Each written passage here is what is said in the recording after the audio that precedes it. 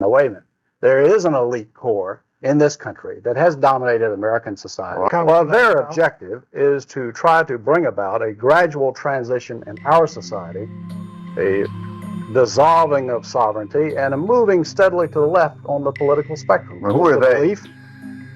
The elitist groups that I mentioned, particularly key individuals and policymakers in the Council on Foreign Relations. Is the International Monetary Fund part of it? The interview you're about to watch is a perfect example of what happens when a politician steps out of line.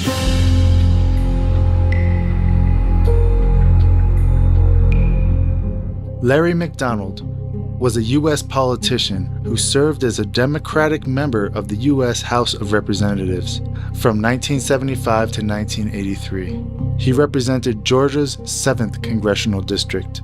Despite being a Democrat, McDonald was a conservative and a staunch opponent of communism. On September 1st, 1983, Larry McDonald was aboard Korean Airlines Flight 007. The plane, a civilian Boeing 747, was en route from New York City to Seoul, South Korea, with 269 passengers and crew on board. All passengers and crew, including Larry McDonald himself, perished in the crash. The circumstances surrounding the downing of Korean Airlines Flight 007 are controversial at best.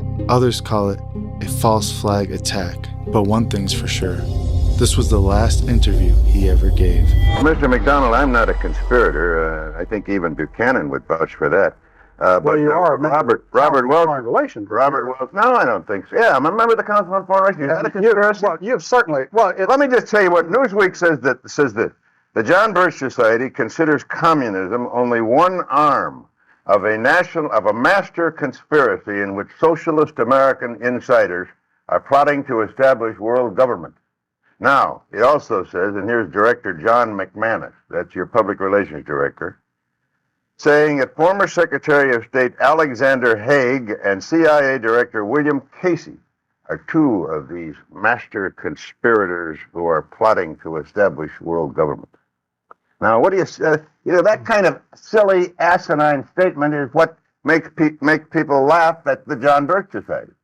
Well, Tom, I'm sure being a long-standing member of the Rockefeller apparatus and as a member of the Council on Foreign Relations of longstanding, you're fully aware that there is an elitist core in this country that has seen value in subsidizing communism, of protecting communism. It has? Sure. You're accusing me of subsidizing communism? No, I'm saying because I happen to belong to a... there is an elite core. Study group? Wait a minute. There is an elite core in this country that has dominated American society. Well, I'm not one of them. Trilateral Commission. The Trilateral Commission, Council on Foreign Relations. State Department, I suppose. Well, let's face it, they've dominated the State Department for 40 years, and pretty much openly. All right, so. but what are they trying to do? Well, their objective is to try to bring about a gradual transition in our society, a dissolving of sovereignty, and a moving steadily to the left on the political spectrum. Well, who are they? The elitist groups that I mentioned, particularly key individuals and policymakers in the Council on Foreign Relations. Is the International Monetary Fund part of it?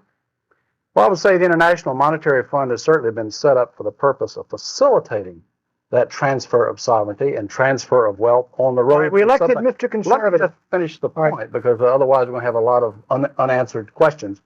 That you are looking at a group that has worked to bring about a dissolution of national sovereignty on the road to world government. And certainly you're familiar with the local professor Carroll Quigley, who has been part of your club, in which he admitted all this. And he said in his book, Tragedy and Hope, the only thing I disagree is that we've worked to keep it a secret. And you see Arthur Schlesinger Jr. writing way back in 1947, says, yes, this is the hidden policy of America. But we can't tell the American public because they're too unsophisticated to see the value. What is the instrumentality of world government? What is the instrumentality? What you say about Arthur? That's the silliest statement I ever heard. He never made anything like that. Well, let me suggest that you read the May-June issue of the Partisan Review of 1947, Tom, and you can read it for yourself. It's called... Arthur Schlesinger said there was a conspiracy. A conspiracy to promote communism? Oh, he didn't use the word conspiracy. He said the objective was to bring about... Let me finish. I'll tell you. He said that the objective, the secret policy, which we can't tell the American public because they're not sophisticated enough to see the value, is that through a steady result of erosion of new deals, we bring the American society steadily to the left, and through a sound concept of benign containment, we merge into the vital center of the socialist left. Those are his words, not mine. I think John Kennedy was a member of that No, conspiracy. let me ask you this. The World Federalist Movement in the post-war era contained a lot of people who eventually broke with it, and a lot of people thought the UN in the post-war era looked toward world government. Sure. Indeed, they did, up until 48, 49. But a lot of them said, look, we were utopian. That's over and done with.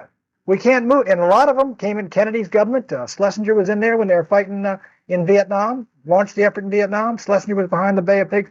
In other words, look, isn't there some move that occurred in the post-war era that now has been dissipated because nobody believes in the utopian ideal of world government anymore? Well, I think there are those that realize that moving straight from a prototype of the United Nations into world government perhaps is tactically impossible. But phasing out increasingly national sovereignty into regional government and phasing out sovereignties into international treaties in multiple areas. The whole movement toward, quote, interdependence. Yeah. NATO is part of the conspiracy? Well, there are certainly elements in NATO. There are people in NATO who are very strongly dedicated to the defense of the West. But at the same time, you find in NATO a steady dissolution. You find a growing weakness. There's a NATO policy dominated by State Department policies that has not worked. Well, it's a regional grouping, and I think, therefore, it may be suspect by the John Birch Society. We're talking with Congressman Larry McDonald, who has recently been elevated, I guess, to chairmanship of the John Birch Society, succeeding Robert Welch. We'll be back in a minute. Congressman Larry McDonald, a Democrat from Georgia. Mr. McDonald, your predecessor believed that the PTA was too left-wing and that the John Birch Society at one time tried to infiltrate it, or so he said. He used the word infiltrate. Is that part of your program now? Well, I think when the PTA comes out in this program for the test ban treaty, and when the PTA comes out for gun control, and comes out for obviously national legislative programs that have been linked with liberaldom, having nothing to do with education of our children, I think many people are wondering what in the world is the PTA doing, and that includes members of the John Birch Society. Well, I wonder about you. I wonder about you. I looked you up. You're the biggest joiner that I've ever seen in the world. You belong, as I counted them, to 67 organizations, among which are the National Rifle Association, the American Pistol and Revolver Association, the Committee for the Right to Keep and Bear Arms, the Second Amendment Foundation, and the Citizens Committee for the Right to Keep and Bear Arms. Well, Tom, I think there's a real drive in this country to try to destroy the realization of our citizens that they have a fundamental constitutional right to keep and bear arms as the Constitution allows. And unfortunately, there are those in our society, including elements of the PTA nationally, not always locally by any stretch, but nationally, who would believe that the federal government should restrict the right of citizens to keep and bear arms. Let me ask you about this conspiracy again. Well, you can take the issue of one of the major problems of this country is inflation, Right. and the problems of the destruction of the dollar. And the fact of the matter is, in spite of promises to the contrary, Reagan has not moved to correct the deficiencies. We're now back to Keynesian Do you think economics, that's despite comments to the contrary. Do you think that's a result of the conspiracy you mentioned? Is there somebody working on them to get the inflation so that this country will be weaker? Well, as a man who campaigned against elitism, as a man who in his campaign rhetoric said that he would not be having the Council on Foreign Relations trilateral types dominating his cabinet, he's got about 250 members of such in his administration. Well, let me ask you about Bill Casey. Now, I've known Bill. 250 members. I've known, of the trilateral commission. I've known Bill Casey in the since- administration. I've known Bill Casey, the director of CIA, since World War II. As a matter of fact, in World War II, he was my boss.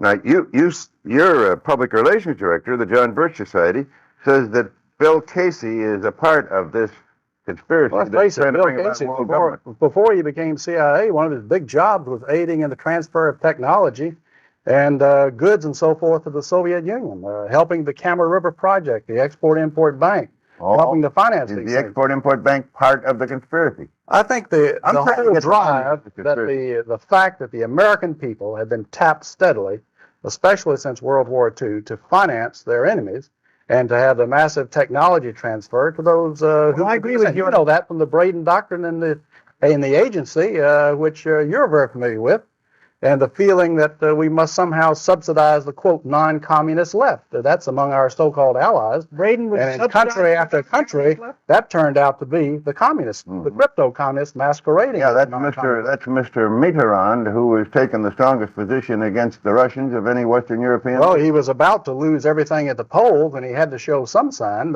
It's very difficult to say exactly how far that will be. Congressman McDonald, he's been Yeah. using the term conspiracy. No, I didn't use it. For heaven's sake, Pat. The John Birch Society used it. I go through the tapes.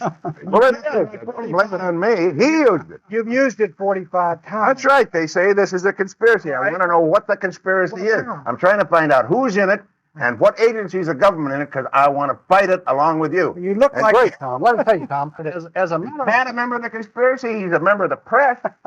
Let me ask you, Mr. Braden's used for the 47th time the term conspiracy. Now, let me ask you seriously.